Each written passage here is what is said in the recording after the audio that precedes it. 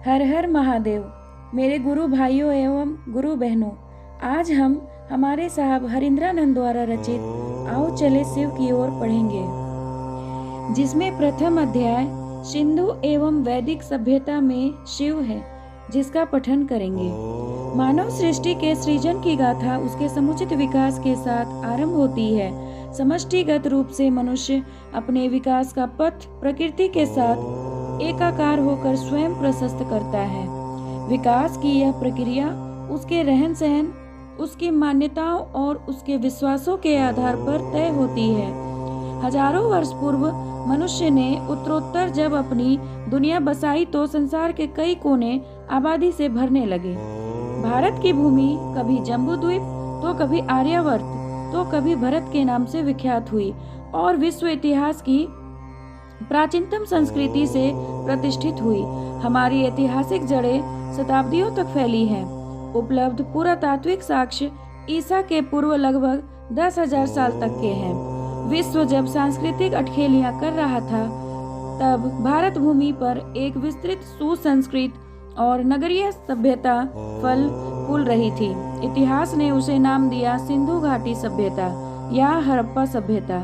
वैसे ये बात ध्यातव्य है कि हमारे पास सभ्यता के साक्ष्य ईसा के 5-6 हजार वर्ष पूर्व के उपलब्ध हैं। हमारी संस्कृति तो सहस्त्र शताब्दियों की रही है, जो अनवरत आज भी हमारे साथ अजस्र सरिता की तरह प्रवाहित हो रही है। भगवान शिव हमारी सांस्कृतिक धरोहर हैं और यही भगवान शिव हमारी संस्कृति है, जिन्हें सृष्टि के आरंभ से या यूं कहें अनादि काल से हम पूजते आए हैं। पूर्व की मान्यताओं के आधार पर सिंधु घाटी सभ्यता 2350 ईसा पूर्व से लेकर 1750 ईसा पूर्व तक विद्यमान थी। हालांकि आधुनिक शोध इसे ईसा पूर्व लगभग 8000 वर्ष से लेकर 4 वर्ष ईसा पूर्व तक बता रहे हैं। सिंधु घाटी की मान्यताएं उसके धार्मिक विश्वास अपने पुरातात्विक साक्ष्यों से अपनी पहचान करा रहे हैं। हमारी निर्भरता पुरातात्विक स्रोतों पर अधिक है। सिंधु घाटी सभ्यता के प्रमुख उत्खनन स्थल मोहनजोदड़ो से स्टेटाइट से बनी कई मुहरें मिली हैं। इन्हीं मुहरों में एक मुहर है जिस पर पशुपति अंकित है। मोहनजोदड़ो से प्राप्त मुहर पर श्रृंग युक्त व्यक्ति तिपाई पर विराजमान है। इसका एक पैर मुड़ा है और एक नीचे की ओर लटका है। इसके 3 सिर हैं और सिर पर 3 सींग हैं। इसके दोनों हाथ घुटनों पर हैं और यह ध्यानावस्थ है। इसके दोनों ओर हाथी, गेंडा, बाघ और भैंस है। छाती पर त्रिशूल की आकृति जैसा कुछ अंकित है। यह योग की मुद्रा में बैठा है, जिसे मूलबंध आसन भी कहा जाता है। यह देवता मानवों, पशुओं तथा वनस्पतियों की पुनरुत्पत्ति के संरक्षक पशुपति के रूप में भली प्रकार शिव के अनुरूप हो सकता है। सिंधु घाटी सभ्यता के खोजकर्ता जॉन मार्शल ने अपने शोध पत्र में लिखा है कि मोहनजोदड़ो से प्राप्त पशुपति की मुहर प्रोटो शिव का घोतक है। कालांतर में शिव का स्वरूप उस मुहर पर अधिक चित्रों की सार्थकता को शिव के विभिन्न रूपों से तादात्म्य स्थापित करता है। पशुपति की आकृति से अंकित यह मुहर राष्ट्रीय संग्रहालय नई दिल्ली में संरक्षित है।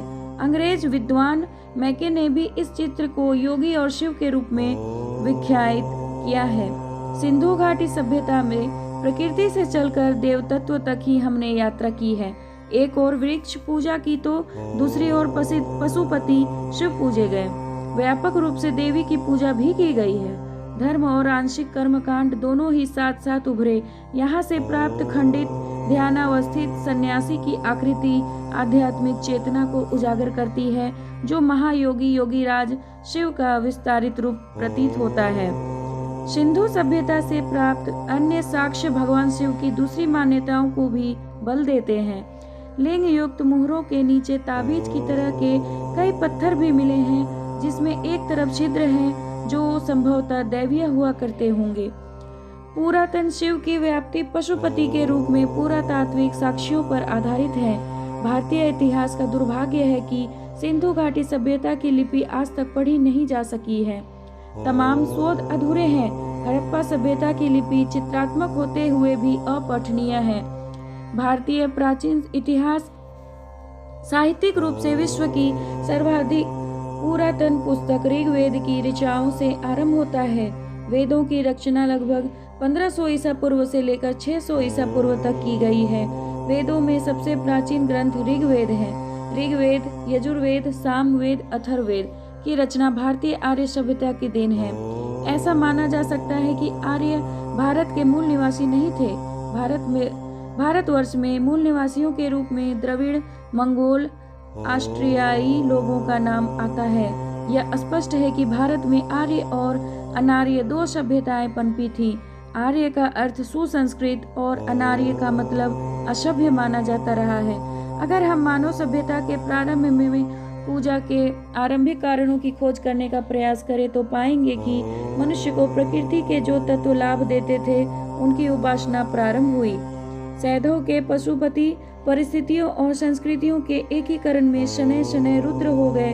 ऋग्वेद में 1028 सूक्त हैं, जिनमें मात्र 3 सूक्त पूर्ण रूपेण रुद्र को समर्पित हैं। ऋग्वेद में रुलाने वाले रुद्र झंझावात महामारी के देवता बने और फिर पुनः ऋग्वेद में ही रुद्रस्य परमेश्वरस्य कहलाए। ऋग्वेद के 6ठे मंडल में रुद्र को समर्पित श्लोक है। भुवनस्य पितरम गिर्भिराभि रुद्रम दीवा वर्धया रुद्रमुक्तौ बृहंत मृष्यमंजरम सुषुमनम रिद्धगहुवेम कनिवेशितारा। सब भुवनों का रक्षक है, वह महाज्ञानी एवं प्रेरक होते हुए जरा रहित है। हमें अहरनिश उनकी प्रार्थना करनी चाहिए। शिव का ज्ञानदाता स्वरूप ऋग्वेद की ऋचाओं में भी परिलक्षित होता है। ऋग्वेद के 7वें मंडल में महामृत्युंजय मंत्र है। कालांतर में यजुर्वेद के साथ अन्य ग्रंथों में भी यह मंत्र वर्णित है। ओम त्र्यंबकम यजामहे सुगंधिम पुष्टिवर्धनम उर्वारुकमेव बंधनान् मृत्युर्मोक्षयमामृतात्। हम सुगंधित पुष्प एवं पोषण में वृद्धि करने वाली वस्तुओं से 3 नेत्रों वाले भगवान रुद्र की आराधना करते हैं। वे रुद्र देव हमें ककरी फल के समान मृत्यु के बंधन से बंधन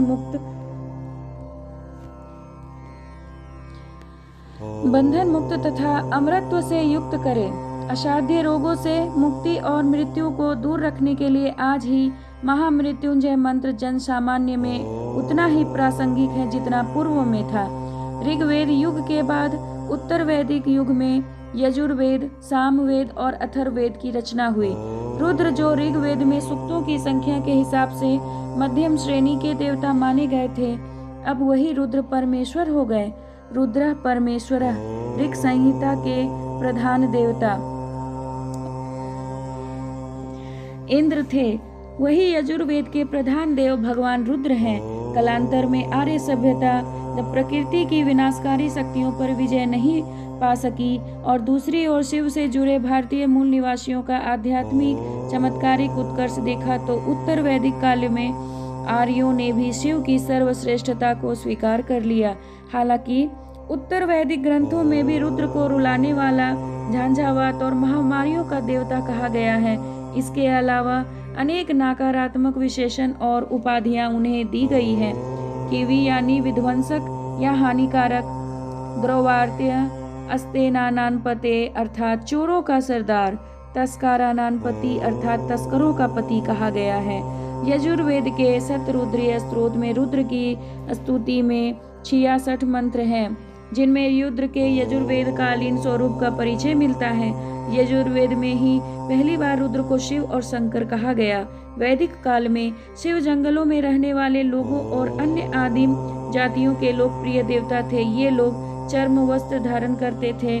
तदनुसार उन्होंने अपने देवता की भी कल्पना इसी रूप में की है और इसी तरह यजुर्वेद में शिव कृतिवास, चर्म वस्त्र धारण करने वाला, गिरीश, पर्वतों के स्वामी, वनानानपति आदि भी कहलाए। यजुर्वेद में भी शिव को त्रयंबकम, जिसके 3 नेत्र हों, कहकर मृत्यु से मुक्ति और अमृतत्व की प्राप्ति के लिए उनसे प्रार्थना की गई है। पौराणिक शिव को 3 नेत्रों वाले जटाधारी, चर्म वस्त्रधारी दिखाया गया है। वह निश्चय ही वैदिक रुद्र के स्वरूप से ही लिया गया है। ईसा के लगभग 1000 साल पहले से लेकर ईसा पूर्व 6ठी शताब्दी आते आते रुद्र, जो वेदों में कहीं कहीं चोरों के सरदार थे, अब परमात्मा शिव और शंकर हो गए हैं। यजुर्वेद में शिव को कल्याणकारी, शंभु और परमात्मा कहा गया है। नमः संभवे च मयोभवे च नमः शंकराय च मयस्कराय च नमः शिवाय च शिवतराय च। कल्याणकारी, सुख प्रदान करने वाले भगवान शिव को नमस्कार है। ऊपर लिखित मंत्र से ही स्पष्ट है कि शंभु, शिव शंकर आदि नामों से शिव की स्तुति की गई है। अथर्ववेद में रुद्र का एकाकार महादेव के रूप में हो गया। यही रुद्र परमेश्वर परम पिता हो गए। स रुद्र स महादेव रुद्र परमेश्वर। शिव को नीलकंठ कहा गया है। वैसे इस अंतिम वेद में शिव के विनाशकारी रूप का वर्णन भी किया गया है। वहीं उसकी लोकप्रियता भी सर्वाधिक रूप से स्थापित हो गई थी। अथर्ववेद में कहा गया है कि जो रुद्र अग्नि में, जल में, औषधि वनस्पतियों में है और जो सब भुवनों का निर्माण करते हैं, उस तेजस्वी रुद्र को हमारा नमस्कार है। यो अग्नो रुद्रो यो सर्वनंत्र औषधीर विरुद्ध आविवेश य इमा विश्वा भुवनानि चाक्लरी पे तस्मै रुद्राय नमोस्तव गण्ये। अथर्ववेद में रुद्र के कल्याणकारी और विनाशकारी दोनों स्वरूपों पर जोर दिया गया है। रुद्र के बाणों से पशुओं और मनुष्यों के विनाश का भय था। इसी से उनकी रक्षा के लिए रुद्र को प्रसन्न करने हेतु रक्षक और स्वामी माना जाने लगा, जिसके अंतर्गत अथर्ववेद में रुद्र को पशुपति नाम भी मिला। आदि काल में शिव को ही मृत्यु का देवता माना गया है। उनके इसी रूप में उनका साहचर्य श्वानों, कुत्तों के साथ बताया गया। अथर्ववेद के कुछ मंत्रों में रुद्र को सहस्राक्ष अर्थात प्राणी मात्र के कर्म को देखने वाला दिक्पाल, दिशाओं का रक्षक कहा गया। इन्हीं मंत्रों में भव, सर्व और ईशान जैसी प्रशंसात्मक उपाधियों से उनकी स्तुति की गई है। अतः वेदों में उल्लेखित शिव के स्वरूपों से हम इस निष्कर्ष पर पहुंचते हैं कि प्रारंभ से ही शिव प्रकृति की सृजनात्मक और संहारात्मक शक्ति के प्रतीक थे। जनमानस में परवर्ती काल के शिव और वैदिक रुद्र दोनों एक ही सत्ता है। तथापि काल के प्रवाह में शिव की प्रशंसा एवं पूजा में भिन्नता परिलक्षित होती है। सिंधु घाटी सभ्यता और वैदिक सभ्यता के परस्पर संबंधों पर इतिहास मौन है। परमपिता परमेश्वर महेश्वर शिव पशुपति के रूप में पूजे जाएं या फिर रुलाने वाले रुद्र के रूप में, उनके सभी स्वरूपों में मानव कल्याण कहीं न कहीं अंतर्निहित रहा हो।